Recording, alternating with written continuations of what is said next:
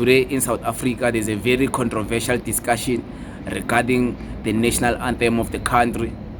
EFF, Mr. Fana Mokoena, is requesting to Mr. Gayton McKenzie that part of Afrikaans within the national anthem must be changed or must be scrapped out.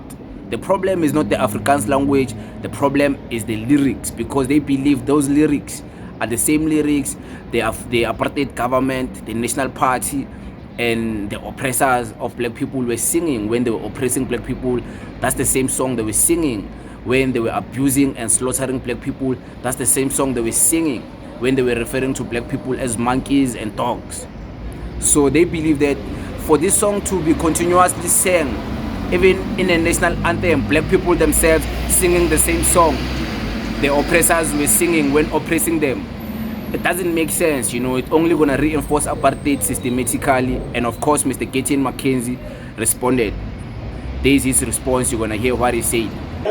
Can you, Minister, accept this term or accept the apartheid flag in the same way that you accept this term? Because the two go together. You raise a flag so that you sing the anthem. Thank you. No, the two goes together in your world, not in the real world. Because in the real world, the old flag does not exist anymore. So this term is part of the national anthem. I will accept it.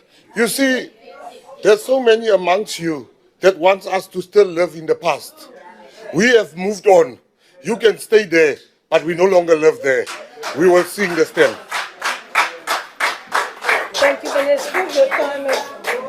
Hey, this GNU is powerful.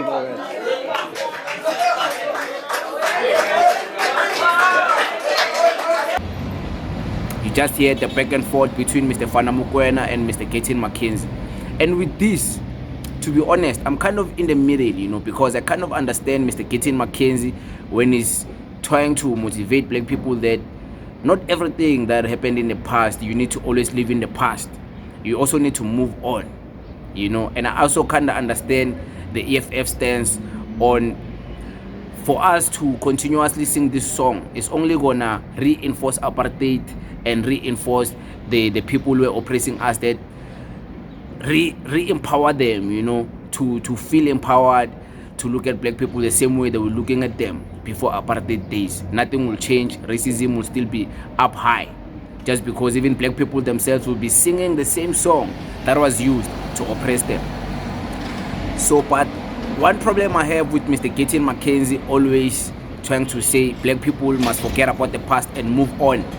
Not all black people will forget about the past and move on. Some black people are not cowards. Some black people still want to fight for the fight of their ancestors. Some black people still want to pay back whatever is done to their ancestors.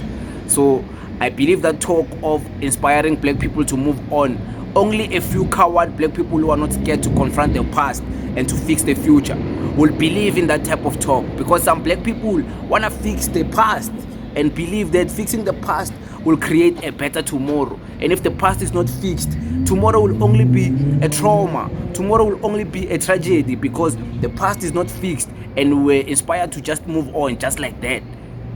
After everything that has happened, we must move on and forget. Some black people think like that and they won't allow that. And I feel like that's what the EFF is standing for. It's standing for those black people. But I also believe, people don't need to hold so much grudges about the past. They need to move on and look at things in a different way and heal.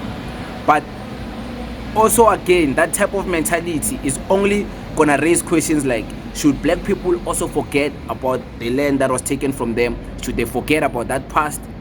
And should they just move on? What are they moving on to when they don't have the land?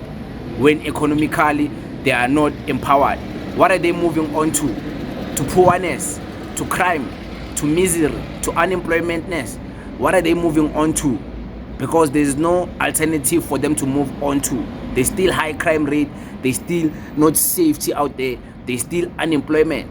So if they forget about the past, some people are just holding on to the past because they have nothing else to hold on to.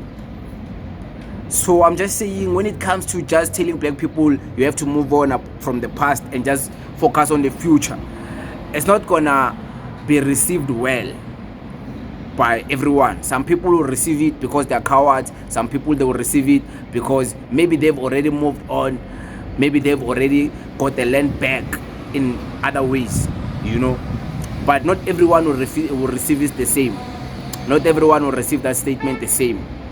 So yeah, I just wanted to say that.